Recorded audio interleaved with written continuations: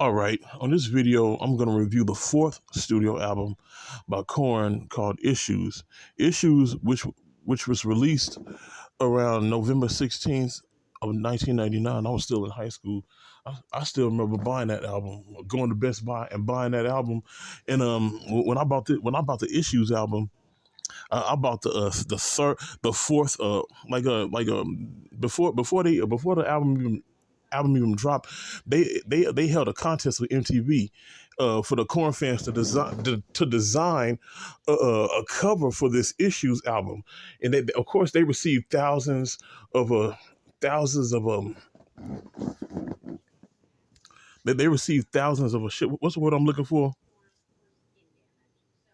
Entries for this album. Matter of fact, on the insert of the Korn album, it shows them standing in front of all the fan entries that sent them pictures, send them pictures that they wanted to use on the cover, but they only chose four of them. The one who won, the guy who won, uh, it shows a tattered plush doll on the front with one eye missing, but then it had other designs where it showed like this girl all huddled up and some dark shadowy figures in the background, like about to do something sinister. The third design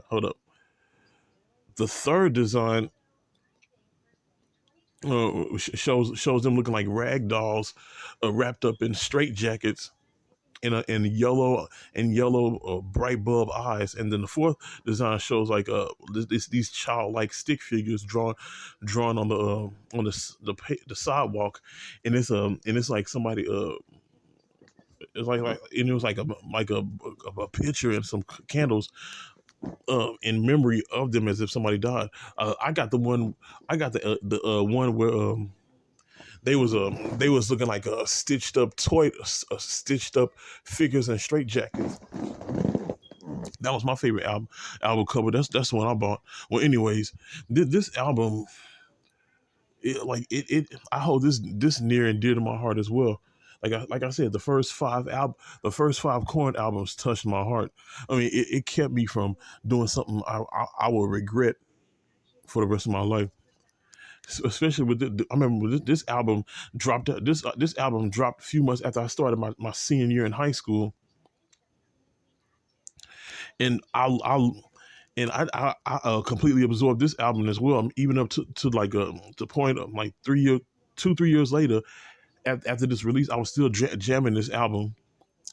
I still remember I still remember just absorbing this whole album, like songs like "Falling Away from Me," which was their number one lead single, like beating me down, beating me down, down into the falling away from me. Like the way that song is, and like I totally absorbed that song. I absolutely love that song. Uh, um, Falling away from me. I also like songs like "Make Me Bad." I feel no reason as it's leaving me. No, not again. It's quite these songs. These songs sound a bit more serious than the previous album, "Follow the Leader." Of course, of course, the songs on "Follow the Leader" sound depressive. But like these songs sound just as depressive, but it's it just had that this sadder, more depressed tone, but it's mixed in with the style of Korn, with songs like "Falling Away from Me" and like the song "Trash." Trash. John Davis is talking about his love for groupies. These little girls, they make me feel so goddamn exhilarating. I and I despise every second with you, but I run away and you still say, so what the fuck is with you? Like he was basically talking about his love for groupies, how he can't stay connected to them. At the time, he was married, and like he didn't know how to cope with that. Okay, then the song has songs like "Beg for Me." On the song "Beg for Me," uh, the song "Beg for Me," John Davis actually is playing drums on here. Yeah, like I'm thinking like this is probably the first album where you hear him playing drums. Cause you know, of course, at the time, David Silveria was still the drummer, the main drummer. But like he played drums on here too. That like on the song "Beg for Me," that's John Davis playing that song. The drums like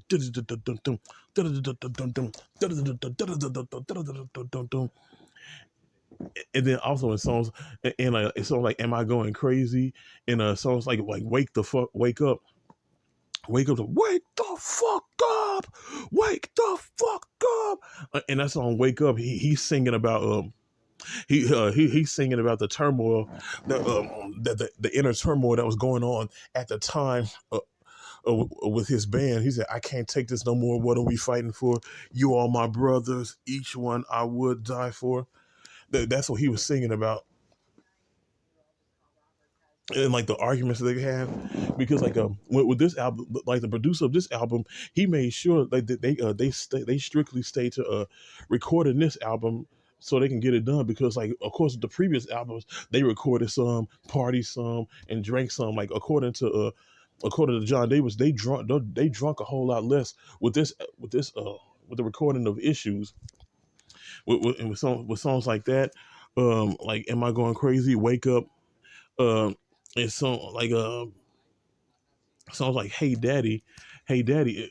It's like it was like an ode to it was an ode to the song "Daddy" on the first album, where he was talking about somebody sexually assaulted him, but he called it that. People think John D was talking about his daddy. He was actually talking about a neighbor who did that to him. But that was basically like a reprise of that song, "Hey Daddy." Okay, then "Somebody Someone," like I totally absorbed this track as well. "Somebody Someone." "I can't stand unless you win. I'm just watching you. All the things you do, feeling like he was basically singing about somebody using him, him contributing and not and receiving no type of reciprocation. Matter of fact, I mean, when I broke up with my then girlfriend, who was completely using me at the time, I actually recited the whole second verse to her. You know, the second verse to "Somebody Someone," to my "Giving you a this and that, giving, getting nothing back. It's already to all the things you do, feeling like a foolish." Like I recited that whole second. Recited that whole second verse to her at like a weeks after I broke up with her, explaining why I broke up with her. I didn't tell her that I got the track from the I didn't get that song from Korn.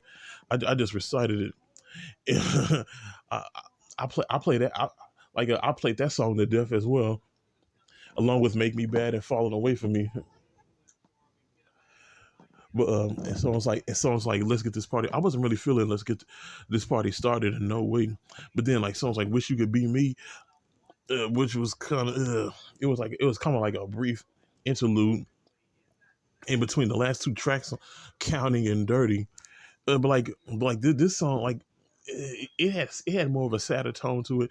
I didn't like this album as much as I liked "Follow the Leader" or "Peachy," but it was all right. You know, like even it was okay. It was all right. But like I'm glad that they stayed true to their style and their presentation when it came to this. But yeah, it is what it is. From a scale to 1 to 10, I give it a 7. From a scale to 1 to 20, I give it a 16.